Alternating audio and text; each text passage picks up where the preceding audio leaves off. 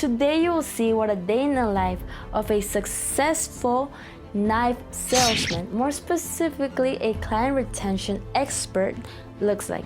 Eric Gillman went from being a 250-pound boy, selling and consuming drugs, being detained by the police, to completely transforming his life. Eric Gillman is now a marathon runner. He does comedy. He is a philanthropist that gives out to others that need it. He is the author of The Power to Change, and he has done so many more things. So it was an honor spending a day with him. So let's get this day started so you can also learn the lessons that I learned. Good morning. Good to see you. Good to see you. Yeah. Are you ready? We're ready. The morning sets the tone of how your whole day is gonna go. So of course, he first walked me to his morning routine. As soon as I get up, as soon as I swing my legs and I put my feet on the ground, breath and gratitude. So deep breathing, give your body oxygen first. So within the first 30 minutes, you gotta move your body. I try to do it in the grass, which they call it grounding, but it's just called being a fucking human. Like, there's one more, I read my affirmations, right? So this is what I'm doing. This is who I am. It's not even 7 a.m. and I'm pretty crystal clear on what I want to get done today. So yeah, a lot of things first people do, and I've done this for years, is like coffee, breakfast, social media, what's on Instagram, what's on Facebook, and then before you know it, it's the first 15 minutes of the day and you've spent 16 minutes on Instagram somehow. And it's just a total waste, and comparison is the thief of joy. And if you just start your day by looking at all this other fake bullshit of what people are doing, and they're putting up their best version of themselves, but you can't judge your raw footage off of someone else's highlight reel. And if you start your day by looking at that, it's just you're starting way at a lower frequency. Everything that I say don't do, by the way, as we film through this day, I have done a lot of. Don't go back to bed. Make it a great day. Here we go. 7:50 and it was time to go. A day of networking was waiting for us. But we had to stay on track because his schedule is booked. Look at this. His schedule is super booked. But as he likes to say it, devil lives in the white space. So we were heading up to a real estate meeting in Carlsbad because him as a knife salesman, that's where he gets most of his clients. So networking, that's where the networking starts, you know what I mean? I've never had like a long conversation with him, so I was dying to know how was he able to literally transform his whole body, his whole mindset into the person that he is now. So that's the first question that I started asking The worst habits, you were one of the worst students. You got suspended a lot, you were not fit. How did you transform? I mean, I think, not that you have to have those bad habits before, but for me, having those and essentially getting to a point of just being sick and tired of being sick and tired, right? There wasn't one thing that made me all of a sudden be like, hey, my life's gonna be different. It was like a bunch of residue of bad choices made me very unlucky. And at a certain point, I'm like, how many more of these choices am I gonna make? Is this me? Is the world trying to screw me over? I don't think so. I don't think the world's trying to screw over an 18-year-old kid from Carmel Valley who has every opportunity in the world. I think the short answer is small changes every day. So that's what my book was really about. It's small course corrections every single day and winning the mini battles that add up to winning a war. I started drinking water instead of soda, and that was the first time in my life that I did something that I lost weight before because I was morbidly obese. So I used to weigh 250 pounds. I was 5'7". So I was big boy. The water was the first thing that I did it. It made me feel much better. And I was like, I can do this. That's sustainable.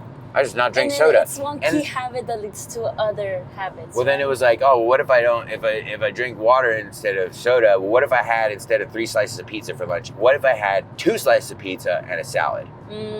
Not what a lot, no, oh, I'm only going to eat salad, or I'm going to eat paleo, or I'm going to do keto. Like, no. Just 1 degree.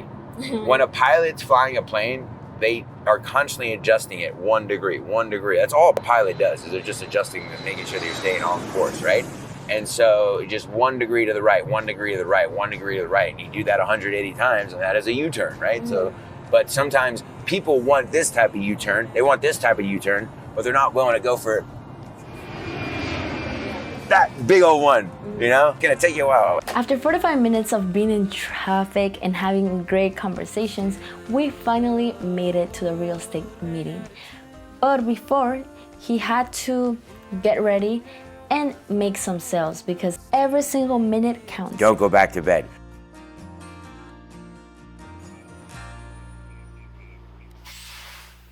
A lot of people are busy and they tell themselves they're productive. What's the difference between being busy and productive? One is producing something, the other one is just doing things. I gotta take out the trash, I gotta do my laundry right now. No.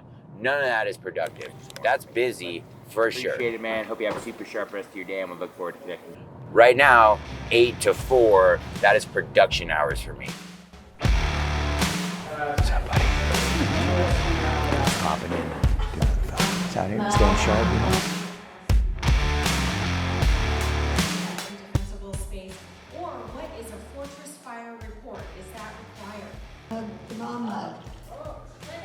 I've had coffee. Let's go, dude.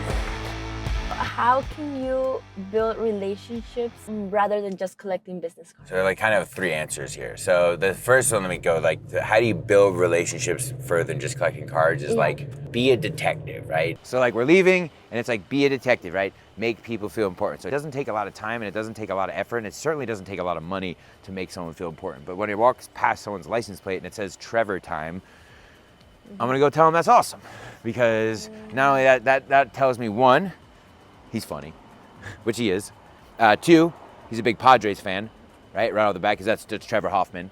And then 3, it gives us something to talk about. So I'm gonna go thank him for being here and do that. The key to building good relationships beyond networking is asking good questions and going to networking events to learn more than to share. Always ready for anything. Right, the key is the fortunes and the follow-up. A lot of people get a card and then they just get the card. Like, I got a bunch of cards. I'm like, cool, what are you doing with them?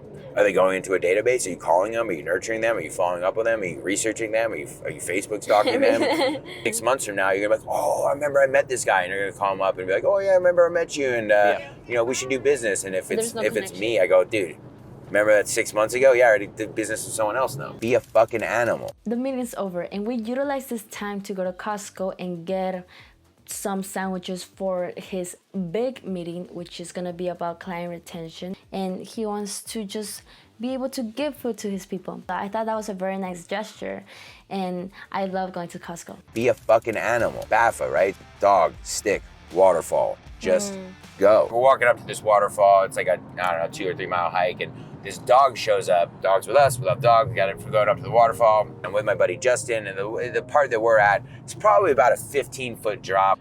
And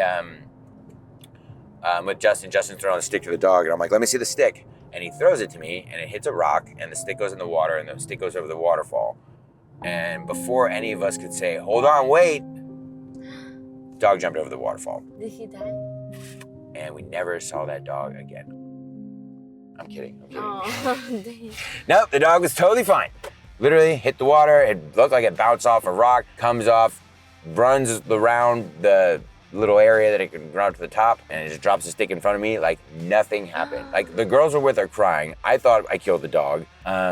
And we like check it out. It doesn't seem to be hurt at all. So like, you know, give it a 1-2. We all kind of calmed down a little bit, but it kind of just hit me. When that stick went over the waterfall, what did the dog not have 1 like single ounce of? Fear.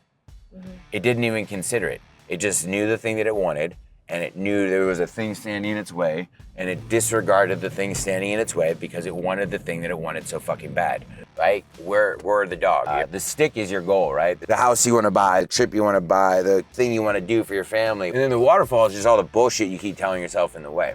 The waterfall is your excuses, all the things that are fear in your heart that don't make any sense. Fear is just false expectations appearing real. So don't let fear stop you from doing something like shaking someone's hand, going to a party, meeting somebody, saying the thing you feel like you should say at the time you should say it. Don't let these things, or be a fucking animal. B.A.F.A, right? So like when it comes down to like, oh, I don't know if I want to go stop at that office, I don't know who I am. Like dog, stick, waterfall, just go. Don't even think about it.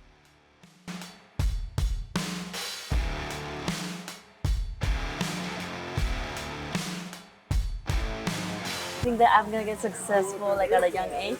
You think that's gonna take longer from your experience? So, or how I- can you speed up that process? Yeah. I don't think it's impossible. I don't want to like be discouraged. Like it takes years and years to grind, but it's the stability of what you're building. I would say like to accelerate it is just up the intensity of your work habits. I got it, man. Sorry, we're chatting it up here. And that's gonna go with do more shit that makes you scared. So if you want to accelerate it, you were telling me earlier, like, oh, I don't know about like phone calls as much as versus text messages. Stop sending text messages. Okay. Just turn all those into phone calls. Get in their face. Be aggressive. Hi, I'm April. I've got this opportunity for you. I need to talk to you about it within the next 24 hours. You got a few minutes? No? Perfect. When's a good time? Never? Awesome. See you never. See you there. On to the next. You know how long that text message conversation would take? I started overthinking about the steps that I have to take in order for me to be financially free. That's why I had to ask him again. Like, I wanted him to give me a steps-to-step process on how to be financially free and mentally free and everything, but more importantly, financially, because right now he's an entrepreneur. We gotta talk business. Is when you're starting out as an entrepreneur and you have many ideas, how do you know which ones are profitable? Or how do you know which ones are gonna work? Because you don't want to waste your time, but at the same time, you want to make progress. Ah, the old crystal ball question. Which one of these is the good idea? Well, that's where failure comes in, friends. If you're new, prepare. Buckle up, kids. It's all rough road. You just got to fail forward. You only know until you know. So just do one. And ideas vary in complexity, but like you're never gonna know till you know. Pick one and focus on it. Don't try and do 3 different things. Fuck side hustle. Get that shit out of your vocab. Have one thing. Read the book, The One Thing. Anyone who says a side hustle has a job that they suck at and another job that they're not doing well at.